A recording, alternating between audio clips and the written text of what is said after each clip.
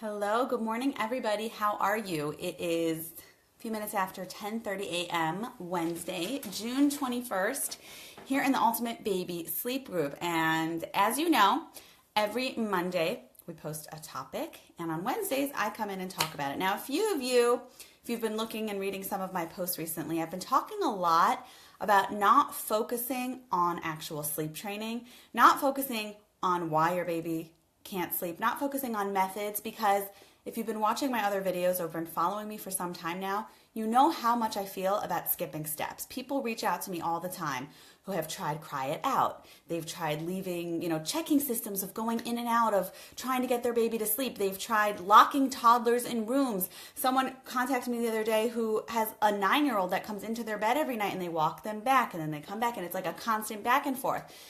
We could talk left, right, backwards, in and out about how you can actually teach your child how to sleep. And there's a lot of methods out there. I have the one that I use and I've created. But before even getting there, I talk about routine, right? I talk so much about setting up a consistent baseline. And this past week, I've been talking a lot about sleep temperament because it's overlooked. People think, okay, well, all babies are going to respond the same way no matter what I do. Like, what's the difference? An 8-month-old's an 8-month-old, a 3-year-old's a 3-year-old. But that's not how it goes at all.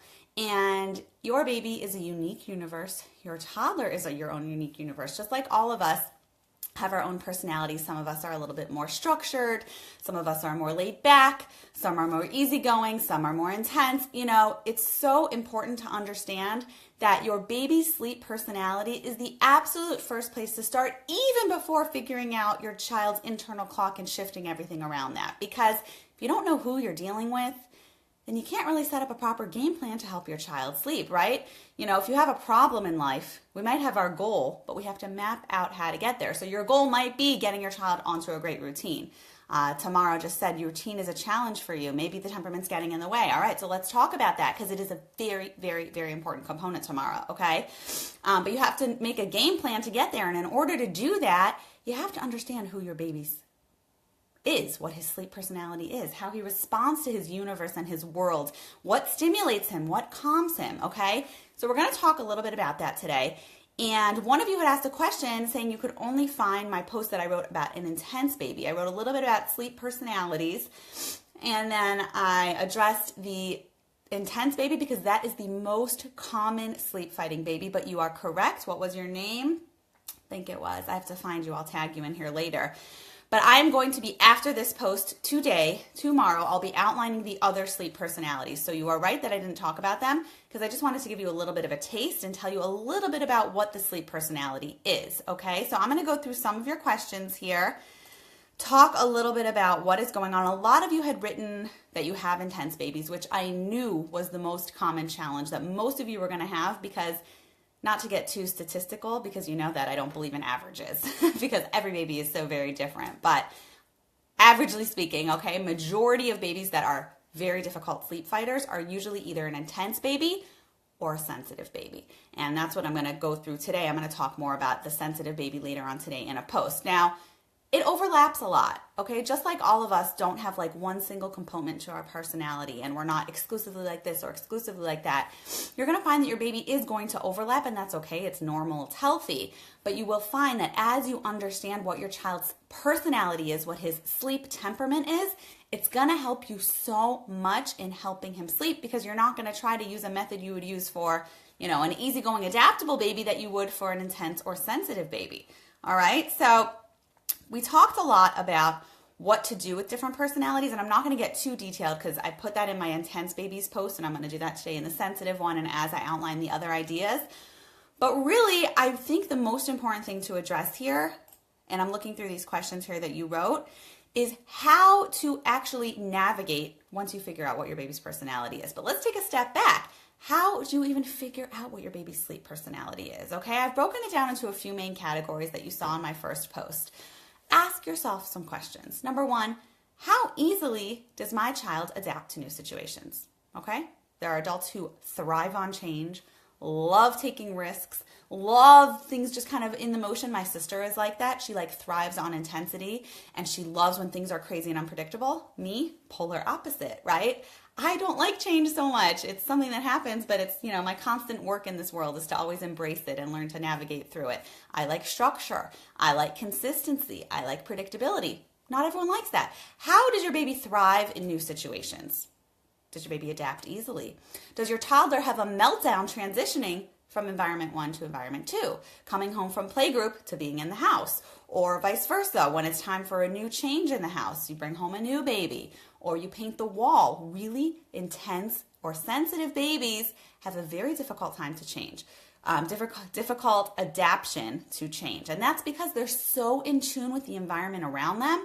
It makes it really difficult for them to process those new things. And sometimes it's a child that might have, I spoke about weighted blankets a few weeks ago, and babies, they're children that have, certain sensory processing disorders. It could be that. It could just be a child has a more intense and focused eyesight. It could be their hearing is really in tune. It could be they just feel these extra things in the world, and it's really important to understand that your child might not do what your friend's baby does who's the same age.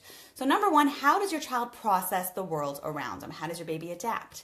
How does your toddler do with transitions? How does your baby do when, some children are very sensitive in terms of different detergents that you use or tags, things like that? It's important to understand that, because the things that you overlook could very much be affecting how your baby sleeps or how your toddler doesn't sleep, or vice versa. Okay, so first ask yourself, excuse me, some really basic questions in terms of your child's sleep environment and in terms of how your child adapts to that environment and the different transitions around it. Okay, that's the first thing. You might find sometimes your child is okay and sometimes your child does not adapt well, but you will see an underlying theme. It might always be at a specific time of day, or it might be that you find that some transitions are easier with certain senses, meaning, visual transitions, light, dark, doesn't affect your child so much, but being in an actual physical environment does, being in the car versus being at home versus being in the stroller versus being, with his aunt. Those things your child has a difficult time with.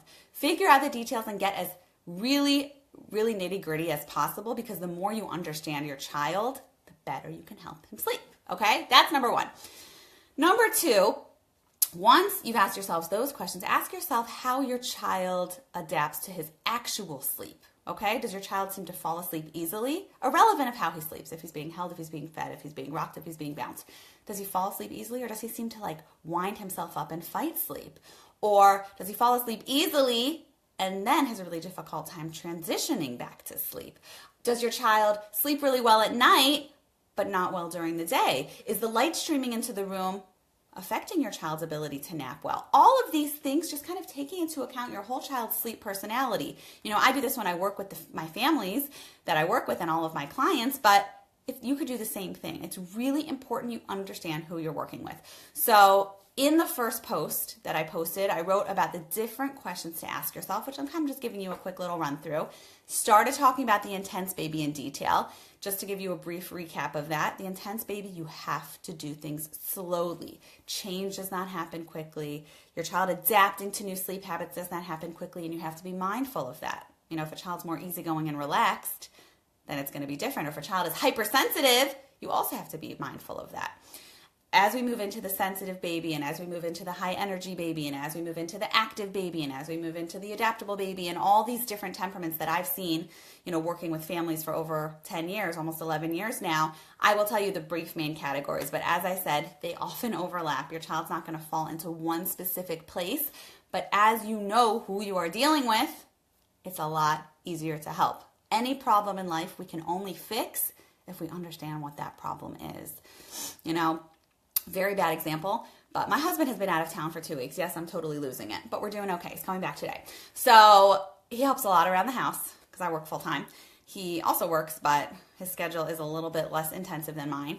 And he helps a lot with the cleaning and doing things like that. So he's been gone, and I have not been able to stay on top of just, let's say, sweeping. Okay, my kids are helping, and they're great, especially my bigger ones.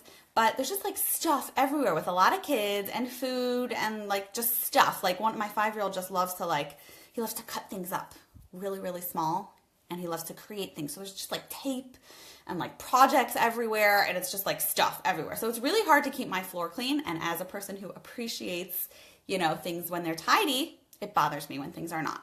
So I don't get upset when it's not. I'm not going to go into a detail of that. But so I just clean it up quietly. If it's a mess, it's a mess. I'll leave it. But if I want to clean it up, I will. But like my broom broke and I didn't have time to run out to the store and I couldn't figure out. Now I have two choices. I could either sit here and be like, I really wonder what the problem is here. I can't understand, no matter why I'm cleaning, why my house is not getting put together. But it's a simple solution. The person who typically helps with the cleanup isn't here. So I know that problem. So actually what I did was I couldn't wait till he comes home today because he's been gone for 2 weeks. I went to the store, Bed Bath & Beyond.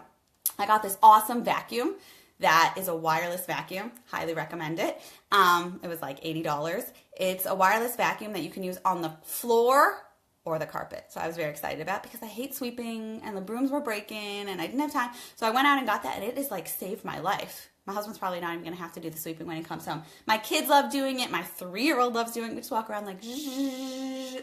Okay, it's a ridiculously stupid example, but I couldn't have fixed the problem if I didn't know what the problem was. If I didn't know what was bothering me, or I didn't understand that because the person who normally helps me isn't here and there's a little bit more chaos, I might be a little bit more on edge because I don't have, my emotional partner here. All those things. Any problem in life we can only fix if we completely understand all the components surrounding it. So I know a lot of you ask specific questions here. Your questions are going to be answered as I go through the different temperaments that I will be discussing. So let me just pick one. Most of you said that you have intense babies and you feel like it drastically affects how your babies sleep because they are so in tune with the world around them and they have such a difficult time processing things, and that's okay. My oldest is intense. My 5-year-old is intense. But I have a mixture of all those kinds of things, all the kids in between and everything. So for those of you watching now, or if you're watching the replay, you can hit me up in the comments below. What questions do you have? First, go and watch those posts. Or go and read those posts that I put. I put the one just about asking the basic questions to find out what temperament you have. I spoke about the intense baby in depth. Like I said, later on I'm going to talk about the sensitive baby and we'll go through all of those other temperaments. And when I say baby, it could mean a 7-year-old, okay? I'm just using the term baby because this is the ultimate baby sleep group, but your child's sleep temperament is going to go on until he's 10, 15. It's part of who he is. So don't feel confined if you have a toddler or an older child that it's irrelevant to you and doesn't apply to you because you don't have a baby. I'm just saying baby for most people in this group, but our personalities are predisposed already from birth, Yes, nature versus nurture, I'm not going to get into that, but it's important to understand that your child is who he is, and as he grows older, that personality just sticks more to him and intensifies. But I will say one thing before I go through the questions that any of you have. I saw Tamara had a quick question. A lot of people ask me about this like nature versus nurture question. Are children sometimes naturally just poor sleepers, or is it a learned habit? Okay, people ask me this all the time. I gave 2 workshops last week in a local center over here. If you're in Detroit, come visit me at those. It's really fun. And people are asking me that a lot. I get emails and phone calls all the time. Is a child naturally a poor sleeper if they're not sleeping well? Or is it just because they've learned bad habits or learned dependencies? I want you to know something. It is 100% a combination. You could have the best sleeper, the baby that is a phenomenal sleeper, but dependencies are created and sleep can go down the tubes. You can have a baby that is a horrible sleeper and a parent who is gung-ho and makes it their mission can teach them to be a good sleeper. But you can have that in between also. You can have a horrible sleeper who remains a horrible sleeper. You can have a good sleeper that remains a good sleeper, and everything in between. So it's a combination of who your child is, an extremely deep universe that we all know having kids. And if you have more than one child, you see how I find it so amazing how each of our children are so absolutely different, growing up in the same home with the same parents, and they're just completely different people in terms of not only their sleep needs, but everything about their personality and their desires and wants. But you are also a different person, and your child was given to you for a certain reason, and you have your own personality as a parent. So the combination of those different dynamics are what's going to help facilitate good sleeping or bad sleeping. So I think it's really important that we talk about now not only understanding who your child is and what their sleep needs are and what their sleep personality is, but also not negating the fact that you have to take into account who you are, right? Like I said, I am a structured person and I thrive on consistency and routine. I understand as a mother that doesn't always happen, and obviously things are out the window a lot of the time, but I've had certain babies and kids of mine who are just go with the flow. They don't need any consistency. They're fine. But at the end of the day, I have to do what works for me as a parent while taking into account their personality. So oftentimes it's a fusion. My very, very good friend has a lot of little kids. She actually had quadruplets for her first kids. And we were roommates, like in college. We knew known each other since birth, and we could never really live together happily because I'm like sitting there like, organizing like the sock drawer, and she's just like free-spirited all over. We're very, very polar opposite. But when she had her quadruplets, she had to push herself to be more consistent because otherwise it would be a free-for-all in a zoo with a bunch of babies, right? So she had to get them onto a more consistent routine. She had to get them onto a feeding schedule because she was juggling so many babies at once. So sometimes you have to go against what your nature is to help it mold to who your child is, and you find a happy medium because that's life. Compromise. We can't always have it gung-ho our way or gung-ho their way. We have to come to a place that's in the middle, that's happy and that's healthy. So I hope that makes sense. In each of the temperaments that I'm going to go through the rest of this weekend next, before our next week's topic, definitely reach out to me if you have any questions.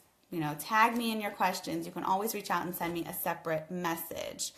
Rebecca, my baby will fall asleep easily in my arms and isn't easily distracted by his surroundings, but once I put him down, he wakes up. This is for naps. Okay, so if you know that he's not necessarily getting distracted by his environment, Rebecca, could be it's an issue of other things. He might fall asleep easily, like I said in the beginning here, but have a really difficult time transitioning back to sleep. Do you notice that only for naps? Do you see it during nighttime sleep at all? Do you see him having a difficult time with transitions in general? Is it only exclusive to his sleep? Once you ask yourself these questions, you're on the road to figuring it out more. If you see like it's a check to all of them, then that will give you a little bit of information to move forward to help him sleep. If you see it's a no to all of those questions and he's just Mr. Adaptable through and through, then clearly he's not having issue adapting. He has more of a dependency and the inability to transition back to sleep. If you go through, Rebecca, and you can watch like the cat naps videos that we've done and all those things, we'll revisit those. I'm trying to give everyone a really broad picture on sleep and everything that it includes. So Tamara, I don't know if you are still here, but most definitely having a difficult time with your child's routine could be a lot more than just not being able to figure out the timing. Okay, it could be your child's sleep temperament. Some kids have a really difficult time winding down to sleep. It's really difficult for them to go from stimulating environment with like crayons and music and clapping and mommy and fun to going to sleep. Some kids need more than 5-10 minutes to wind down to get their bodies in this place of excitement to being asleep. So you have to know who your child is because that helps you set the proper environment for sleep. Okay, so Tamara, you can tell me a little bit about it. I'm going to go through some of the other questions here. You can tell me a little bit about what that looks like in terms of what part of the routine is that you're having difficulty with. Let me know about that. And everyone else here, I really urge you. You know that I'm a huge fan of logging your baby's habits. I talk about it a lot. I talk about it when you're trying to figure out the ideal sleep window. I talk about it when you're trying to make a game plan for anything. Do it here too.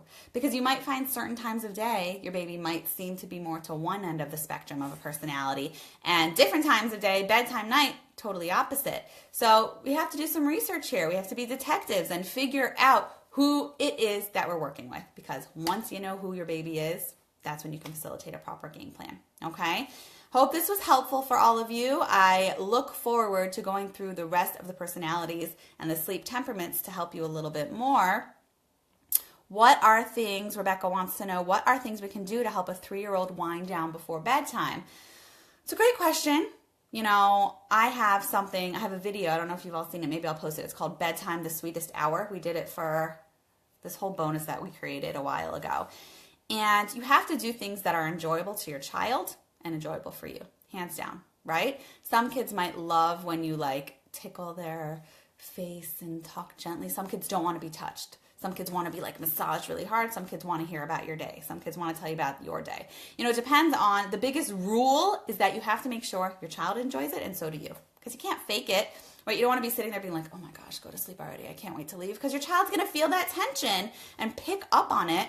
And it's going to make it even more difficult for him to fall asleep. So find something that you like, that your 3-year-old likes, and something that's really in the conducive, relaxing mode for sleep.